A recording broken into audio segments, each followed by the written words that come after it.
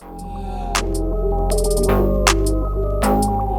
on this one, but of course somebody's gotta neutralize it at one point, and Ruby's gonna be coming into the picture alongside with an Eudora. So let's talk through this, all right? So I definitely think that there's a whole lot of crowd control coming in from Omega Esports to actually suppress all these sort of the firepower coming in from the side of Todak. But the answer with the Akai.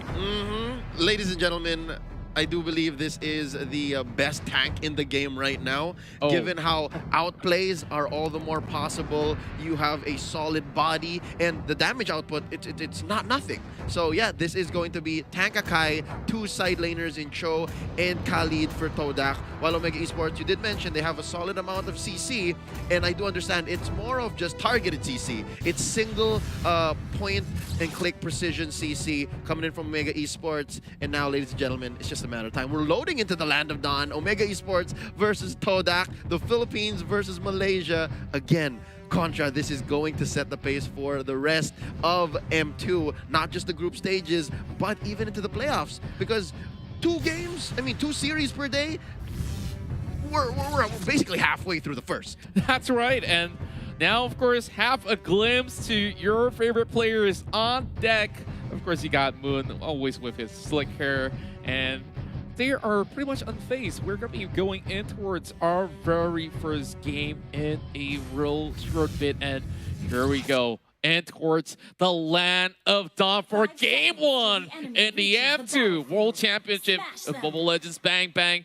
Over right here with me, casting alongside is definitely going to be Leo Gaming, and I'm Contra.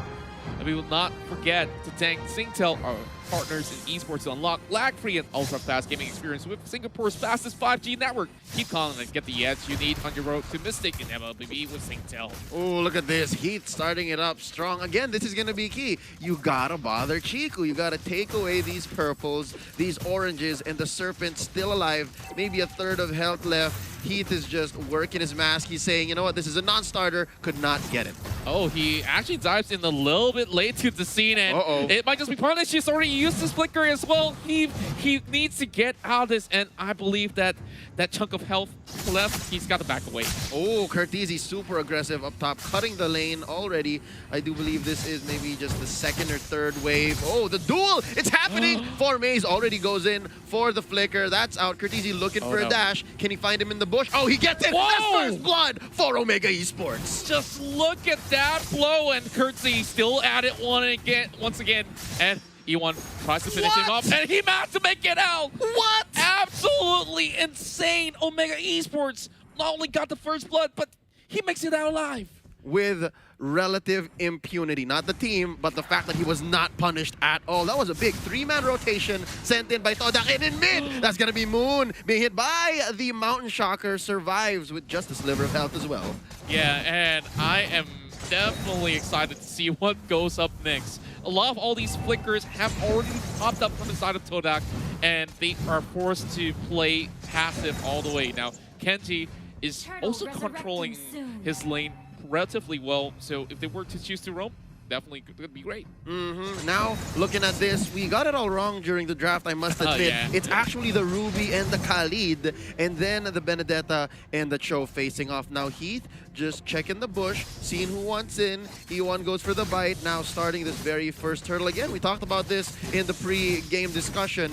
Counters and timers are just way up. That's the first turtle going over to Omega. Yeah, and Omega Esports, like we said, really put the pedal to the metal on this one as they managed to really rake in on the goal. They're already 1K ahead, and he forces E1 to back away. He has to find a different angle to perhaps give a little bit of support heading down towards the bottom side. But oh, Yelly Haze to be having some danger right here. Ooh, there's a Mountain Shocker alongside the ejector. Oh, they're gonna go for the neck, and Moon goes down. E1 survives. Not much he could do to help out his mid laner, and now Chiku. BMI out, goes for the duel. That's going to be the blazing duet. Oh, it's not a duel if it's a 2v1, and he's out. Yeah, he knows he's got no business there being a 2v1, and all he could do is just get as much of those creeps as possible. And now Kenji possibly will be just, you know, doing what he can just to sustain, and Stu will just be quite an annoyance to deal with. Yeah, Contra, let me make a quick prediction here and let's say a call. Hold up before that. Nice ejector, 3-man rotation. Not much still could have done. I was going to say, if that didn't happen and these two side laners here, top and bottom, just continue doing what they did, it would be a slow crawl win for Omega. It's because they're winning these side lanes, right? But then Heath comes in with the massive rotation. Indeed, and you just see that Todak just haven't seemed to find a way to respond to this at all. This is not what they're used to in the early game, and it's really costing them a lot. Now, you can see 3-0, but all they have to do is just to hold on and eventually look for that mid-game fight. But Wave Dragon in towards the mid side. As you can see, Moon dives in as well. Yelly Haze gets caught out, and it's going to be Eve. They'll be forcing the flicker out of 4 maze, and he finally pops that away. Nice Hurricane Dance to save himself, Heath, and Hajizi. There's not enough damage between the both of them, so even E1 gets away, even Moon survives. Now, real quick, big fight in the river. There's a Rampaging Sandstorm. Stu gets one. Down goes Hajizi. The machine needs some maintenance. Oh, man. Speaking of the machine here, he's going to be flipping Moon over like a burger patty, and man, he definitely doesn't want any of that sort of pressure going on. He's going to be backing away, but fixing back down and towards the bottom side of the map, we do see Kenji just enjoying his time over on the bottom side after getting that one pick off. And of course, that might just happen again to that Khalid if he's not careful enough. But over the KZ side, the 1v1 is commencing. I love it. How top lane here is all about just the mechanically skilled heroes. It's just, yeah, the Shunpos and just the dashes on the Cho versus the parries coming in from Cortesi, and the dashes is infinite, right? But right now, look at this. Kenji, with the help of Hajizi, of course, off camera. That's going to be the Mount Shocker checking him out. Ooh, trap set in. Quick take on the turtle first for a good fight. Here we go, charging it up. Let's see what happens. Blazing the Wet out. Chico, I love how he's so disciplined. Yeah, he's definitely holding on towards that trigger at the moment, and Formaze is just getting as much vision as he can. Just looking at the itemization right now, we do have Stu already having half the season. Oh, it's going to be Eve that will be able to pull E1 right in.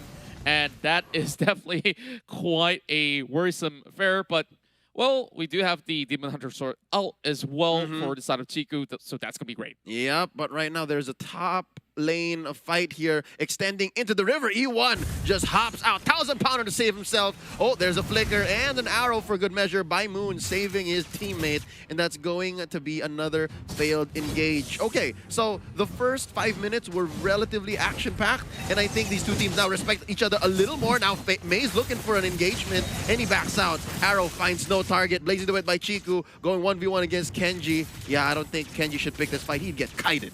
Yeah, definitely he has already had a lot of his HP down, but he gets back up, quickly regens, and all the way back in. Stu is going to be engaging right here with the Sandstorm, and this 1v1 is not looking in favor of the side of Kenji. He opts out with the flicker. That's going to be a fight that he does not want to pick up. And, ooh, Maze already picking up the Blade of Despair. He means business as he takes these smaller creep camps up top. But now, that is a Hurricane Dance that E1 regrets. And there's an ejector on the Chiku. The first death for the jungle player, for Todak. And there's some revenge on the Yelly Haze. But Hajizi gets the third one. Will there be a fourth? No, it's going to be a trade instead. Heath is still alive. How did Heath survive? I don't understand. They went in 1-by-1 and easily give up the mid lane tower. And Omega Esports just got so many freebies going their way. They're definitely enjoying what they can possibly take at the moment. Not a single turtle missed, and now they're going to take their third after that quick rotation and conversion in mid after what I believe was a 3-for-1. Yeah, and I definitely think it's not even worth it for them to really dive in towards the side of Eve. Like, what do you actually get by just shutting down a jaw hit? Absolutely nothing. And now E1 getting caught out again, and you can just see Heath is just in every single one of these team fights. And already Mr. Fundamentals, as some folks would like to call him, sitting at 1-0-5. And here's the thing, Contra, do note, he is playing with Pull Yourself Together, so you kill him, he comes back all the sooner. He doesn't care. That's right, Leo. Like, all you have to focus on is all these sort of hyper carries coming out online. And one more ejector all the way to the back. They cast a Selena, and Moon is out of it. Picture right now. Omega 8-3. Wow, Moon was just thinking like about what he's gonna have for lunch, and he's like, hold up, there's 3 members of Omega on me. I was not planning for that, and I think Todak, they were thinking maybe a step ahead, and they were like about to rotate, but it was just too late. Again, the fact that Yelia is here, has the Eudora, means he's playing for the neck. He's playing for keeps, and there's another one. Injector into the back. E1 goes for the Hurricane Dance. They just need one more hit, and oh, not enough Smart Missiles to finish the job, and there's a hook in by Kenji. Going for the finish is Hajizi. That's a double. Moon goes down finally, and another turret. Well, what can I say? It's just a straight-up stomp right now where you could just see Heath outright bullying this Akai. Every single time he sees that panda's gonna go extinct, and seems like there's gonna be another one biting the dust. And once more, E1 goes down. Oh, Stu tried to help. I see that. Stu tried to help. Goes in with the Rampaging Sandstorm. I'll stun him. Let's see what happens. Oh, it's not enough. He survives. He goes back in. And I think Quick Sand Guard would have been a little too dangerous, given that Yelly Haze was there as well. Could have gone for the stun, stop the shenanigans. And right now, the map is looking mad blue, Contra. It's looking mad blue. And Omega Esports, this is what they're good at. Again, they know the steps between A, B, and C. You take them to like maybe J and K, things get a little shady, but it's not gonna happen because they get another one. Stu goes down in mid. Kenji gets caught out. Oh, he hooks him in! He hooks him in! They despair!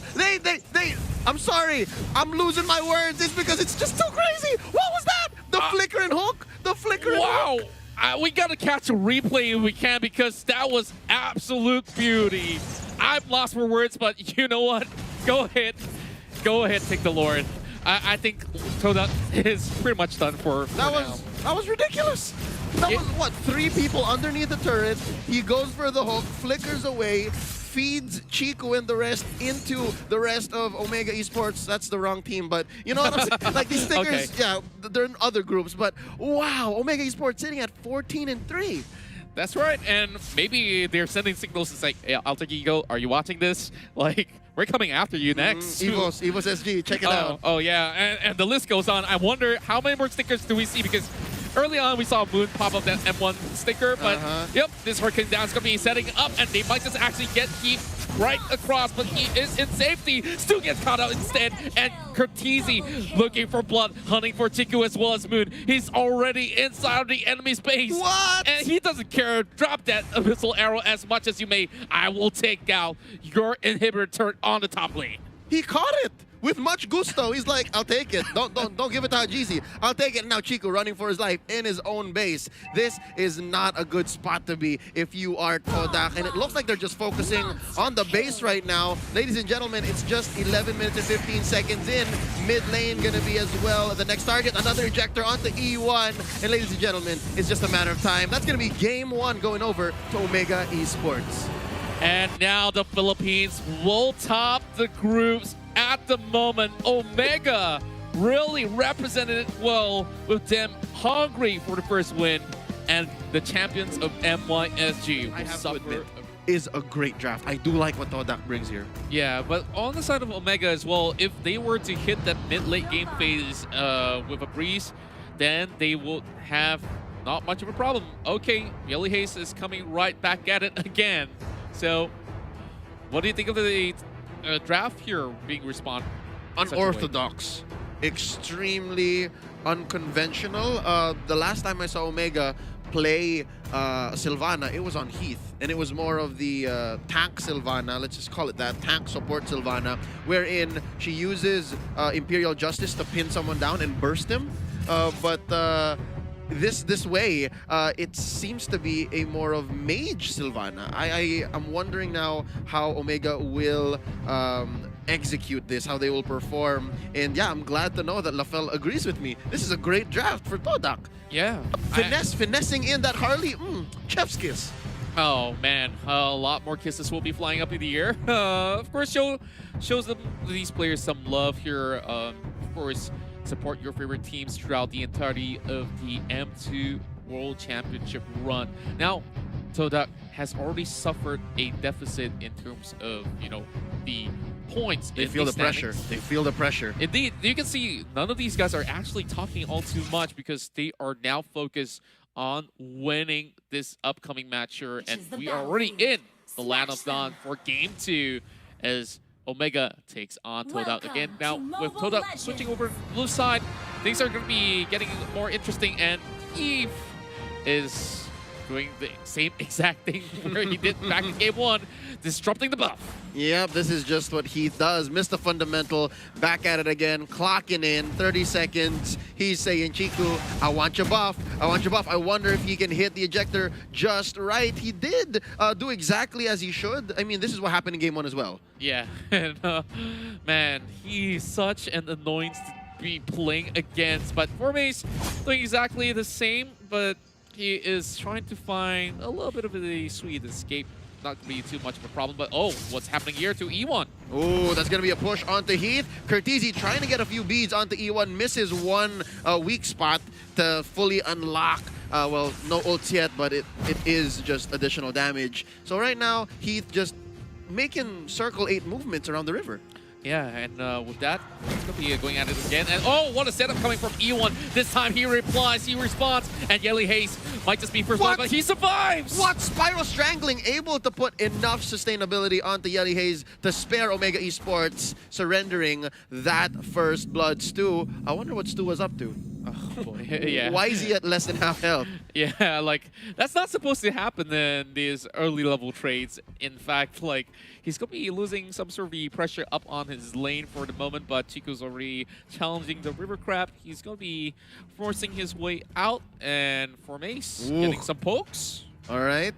Given that Todak's lineup, as we said, is a little more well-rounded, scaling, we got to give up to Omega Esports. Indeed, indeed. And I guess the longer that this game takes, it's going to be taking more. Oh! Todak takes in for that first blood. Ooh. And Chico will fall right up next. As you can see, Hajizi just poking him from quite a distance. And Yelly Haze will be the next one being focused by Todak. Oh, Curtizi off camera taking down Formaze. And that's going to be a trade left and right. It's violence all over the Land of Dawn in this early stages of game number 2. 2 for 2 so far. Not even 2 minutes 30 seconds in. And I do believe Todak may have had it better. I mean, they wish they had it better because they had to lose Chiku. Indeed. And, oh, there's going to be a little bit of pause. So we can definitely talk through what exactly happened right there. Yes, Todak did get the first blood in that sort of instance, but, of course, having a little bit of trading being done, and like you said, Chiku went down. Like, that is definitely a case where, you know, he's going to suffer a slight deficit at this sort of moment, but Todak definitely responded well in such a way that they learned from game 1 and they understand that Omega really wants to go in for the contest for the early turtle. So this is how they actually adapted really well. Yep, I think they understood that this team right here, Omega Esports, they want every single turtle, and they met. It was a duel. It's one of those old school confrontations. And yeah, Moon drawing first blood. He set up the traps all over the turtle pit already. And I guess the best thing that they could have done was go for a positive trade. But again, looking at the current standings, ladies and gentlemen, they had to lose out on Chiku and they had to lose out on Formaze, which I believe was the worst possible trade. Yeah, and of course, the Yushin Shin also got that kill in hand. Got one, yeah. So he's going to be having himself amped up with that one kill on the back end. I would say that what I really like seeing from both sides is where when they initiate on towards the buff steal attempts. Of course, he does look better as compared to E1. Well, Tigreal on the early levels, if you expended your skills, you're going to be walking pretty slowly. So he has to force that flicker away. But they have thought that, okay, we got this tank out of the way, but he kept coming back. Yeah. So they also managed to burn a little bit more of those sort of the spell resources at that point. But good point, and point taken. That is one death, both on Formaze and Chiku. But yeah, let's consider there's quite a bit of resources as well taken away from Omega in the long run. So maybe this is Todak investing in this first turtle, like we're going to make this really hard for you. So the next one that comes up is all the more harder. Yeah. And I think this is key to just building up to what we would like to call slowing down the power spike. I do believe at around maybe 11 to 12 minutes, if Omega Esports have not been hindered hard enough by Todak, if they were not put down deep enough, then these two marksmen, the 1-1 and the Hajizi's Yusun Shin, they're just gonna start doing whatever they want. Exactly, and glad that we are resuming back in towards the match already. Now, stuns are coming up towards the side of E1 as we are seeing more and more members invested in towards getting that turtle coming from the side of Todak. But look at Omega, they're responding really well. 3-man pushing inwards through the jungle, What? and they're trying to catch Chiku. Very greedy response coming from the side of Keith, and he gets punished for it. This is not going to be good for Mr. Fundamental. As Turtle goes over to Omega, and there you go, Iwan trapping down one. Kenji takes out Chiku. I think that's worth it already. Popping the Counter Inferno here, facing down against 4. Kenji will not survive. 4-Maze slays him. It's a 1-for-1. Okay, I guess this is an interesting trade where, of course, you try to forsake 2 members for the side of the Turtle, but, you know, it's a long-term investment, and they're looking for the mid to late game that we're talking about. Yep, actually, I admit it's a 2-for-1, right? And the reason why is because actually Heath was also taken out. But again, note, ladies and gentlemen, the put yourself together. His death timers are just lower. Yeah, indeed, and it's still very early into this game. It's not going to be all too punishing at all, and Cortese has made a big purchase.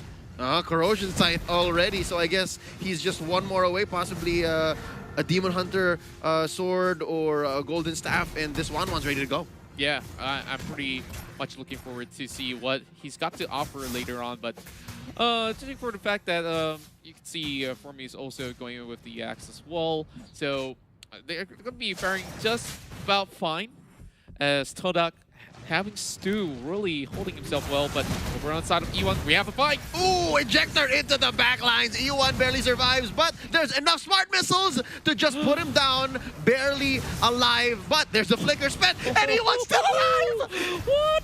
E1's still alive! He's not supposed to stand after that. Like, I'm blabbering words, and over the top side here, you see Kenji being forced down. 1 tick of health left. Deadly Magic's not enough to take him down, so I guess that's touche for both Todak and Omega. Yeah, just click and respond. It's a little bit of push and pull going on for both sides, but you get to see how well Todak has changed after the first matchup. Now, this is what we are in for, and they are looking pretty much well in shape.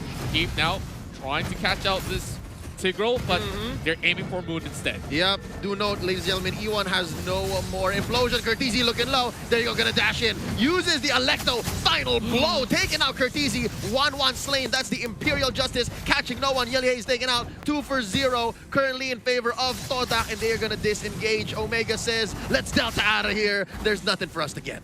Yeah, and Todak has found himself 2 kills up right now, and pretty much a free total without any sort of contest coming from Omega. They get really pushed in towards the lower side of the turrets as well. So consider this a big macro play coming in from the side of Todak after that big fight. Oh yeah, no doubt. I agree with all my heart. Todak definitely won that fight. They won the engagement, and they have secured their lead. I'd say maybe 1.5k gold. And now that's 4-Maze ejector out, gonna be dashing through, and he survived.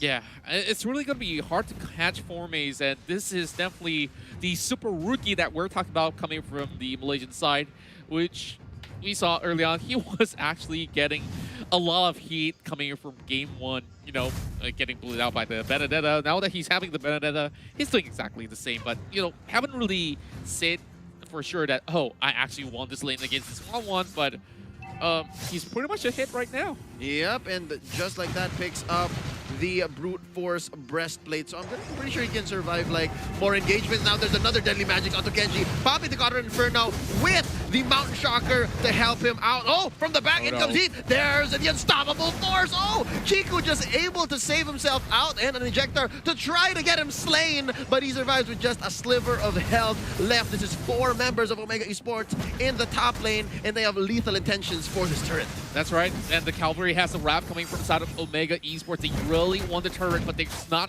enough minions to do anything at all. So they will actually go in for a reset and opt to find some opportunities elsewhere. But hey, really interesting trait that both actually responded well just to defend their own members. And well, you can just see he was just a little inch away from actually getting his grasp on towards his party picks. But you know, he just uses all these utilities to be able to actually get the cross. And this guy, after scoring the MVP, a lot of all this attention is drawing upon him from Todak. Yeah, and I think with good reason, right? With good reason. Now there's another ejector onto Moon. Yelly Hayes hits the Imperial Justice, takes down E1. Not much the tank can do. Solo, oh sorry, that's Stu able to get away. That's a trade so far. E1 for Yelly Hayes. I wonder where else they can go. Stu destroyed here by Curtizi. 2 for 1 currently, and for the first time, Omega is able to breathe.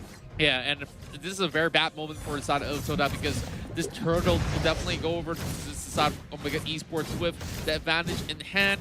And perhaps she could go into hopefully retry, but it's a very big risk that they don't want to take anyways. And he's pretty much far away on the bot side, so don't even think about it. Yep, it's one thing to be mobile with a Harley, but not that mobile. Yeah. It's a little too far. I think they are just going to go for the trade here. Top lane for bottom, but there's an answer from Omega Esports. Curtizi gets the beats, and that's the ult. The crossbow of Tang has been activated, but Formaze knows exactly how to use the parries, and he's still alive. Curtizi pops the Aegis. Oh, and he takes down the Benedetta with Heat barely getting away. Electo, final blow, not enough to get him away. That's going to be a 1 for none in favor of Omega. That was a beautiful fight, and you can see you both actually walk out of that sort of fight battered, and of course Formaze was the one falling out right there. So I guess that was pretty much a couple of millimeters away from death for members of the side of Omega Esports, but right now they're just evening the scores in terms of those kills. Only 1 deficit, but hey, it doesn't mean too much because they got what they need. Another one, ladies and gentlemen. Unstoppable Force plus the Imperial Justice locks it in. Another one. Moon goes down. Curtizi is online. Stu gets quite a bit of damage, and that's 2 members of Todak not in fighting form. Formaze gets away, tries to protect his lane once more, trying to catch Heat off guard. And how the tables have turned, Contra. Omega Esports are now back in the driver's seat. Yeah, and Leo, I just can't help but to look at how well Omega Esports execute things. And speaking of which, 1 more free kill up in the mid lane while Formaze is being forced away. This is going to be a siege, but Curtizi is getting a little bit of pressure, but Formaze dashes all the way back. And he will be able to shut down that 1-1, but he will still get stopped by the rest of the members of Omega. Excuse me, that was another Imperial Justice laid down by Yelly Hayes. I could have sworn he just used it in mid, and now he used it on to Formaze to lock in the Benedetta. And ladies and gentlemen, they're trading. Yes, Curtizi was taken out, but not without a punish. Not without a punish. Formaze did not walk away. Yeah, I definitely think that as much as Yelly Hayes is a sacrificial lamb in certain scenarios, but he has been locking down the correct targets as necessary. And, well, we got immortality up, so it means that you can't exactly focus on towards Sylvana. Yep, he is literally the immortal hero now. Yeah, okay. Let's go. 13 minutes in. And again, I think we're slowly walking into no man's land for Todak. It's because these 2 marksmen are ready to go. Look at this gold chart right here. It's all going towards Omega right now, and an endless blade goes over to Hajizi. Indeed, it's a big fallout coming in from the gold charts, but E1 being forced to flicker away. Real smart decision, because if he doesn't, he will be sacrificed right there for no apparent reason. And for the moment, also on the top side, we do see a Harley going all the way in to engage over on towards Kenji. Stinkers coming out. Well, you have seen the other side of my ego, but that's going to be a big catch on the Moon. There's another Imperial Justice putting Moon in, but there's not enough engagement because from the back, Formaze is giving Hajizi a bad time. There's lacking 1 hit, and that's Formaze. He's going to have to be taken out. And in the back, Heath and Kenji in trouble. Yelly Hayes, Curtizi looking for some targets. Heath taken out here by Chiku, 2 for 1 currently, and Todak wins that exchange, and they're looking to go for more.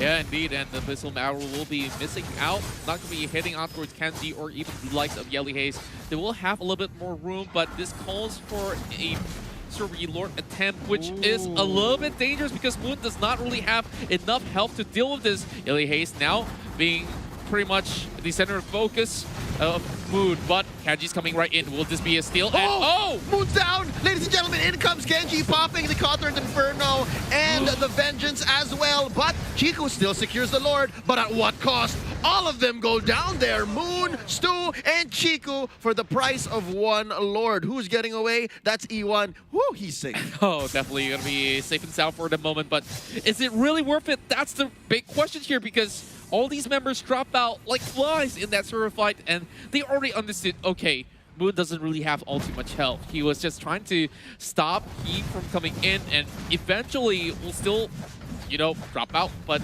bought enough time for the side of Chiku to be able to secure this Lord. But at least they do take off some pressure. In the case Omega Esports actually get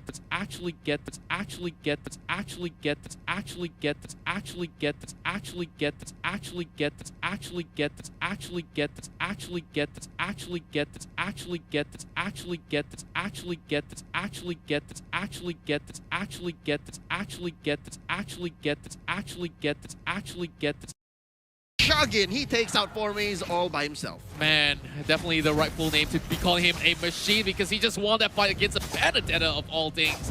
And now it has to be the buff given over towards the side of Omega Esports. No contest whatsoever. They understood about how much pressure is inside of the jungle at the moment. Oh no, they're starting to go for the choke here. So I think we can say that we're approaching the late game, and the fact that all the items are almost locked in for our core heroes. There's one more missing for Chiku. Let's check out Hajizi. He is building towards, I believe, an immortality. He needs one more. Curtisi, on the other hand, he is all set. He just needs one more, and I think that's also an immortality. Yeah, indeed. And they don't really have to worry too much, because we talk about that mid to late game phase. It does favor Omega Esports. It's very evident in the charts. Like, those team fights actually working hand in hand, especially with Yelly Hayes really catching on towards the right targets.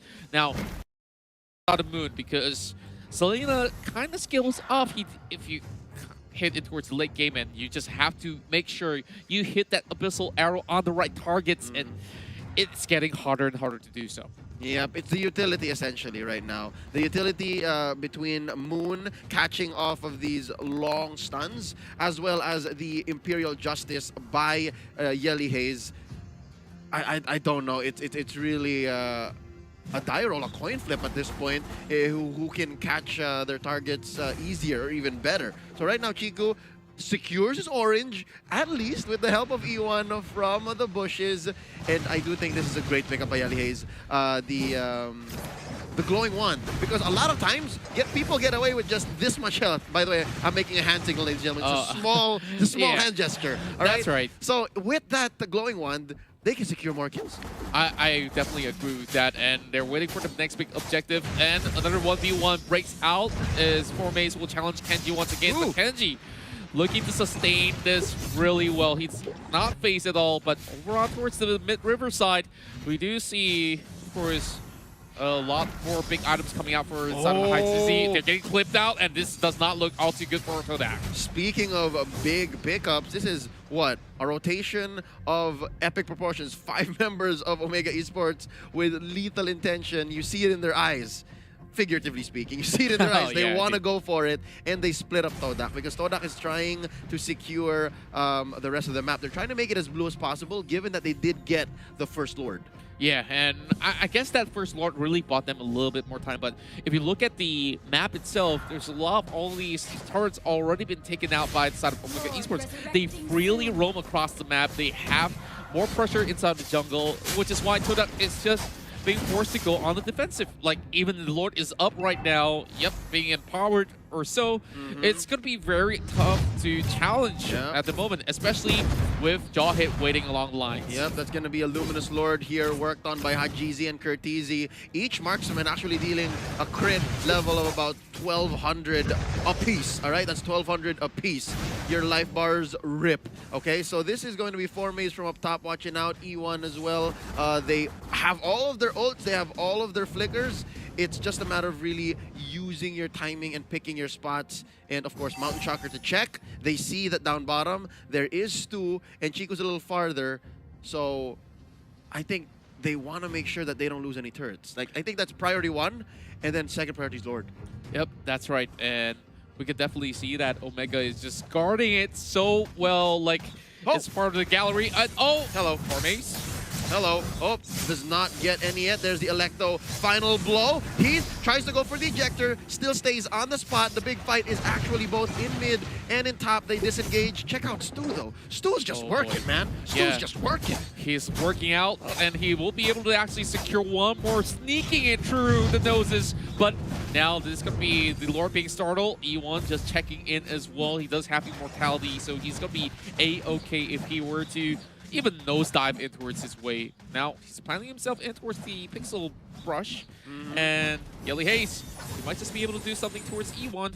Oh, just a little bit of tickle, not going to be too much. Just say hi, just say hi. And up top, there is a huge wave sent in by Formaze. I wonder if Curtizi has it in him to clear this wave, and the answer is yes.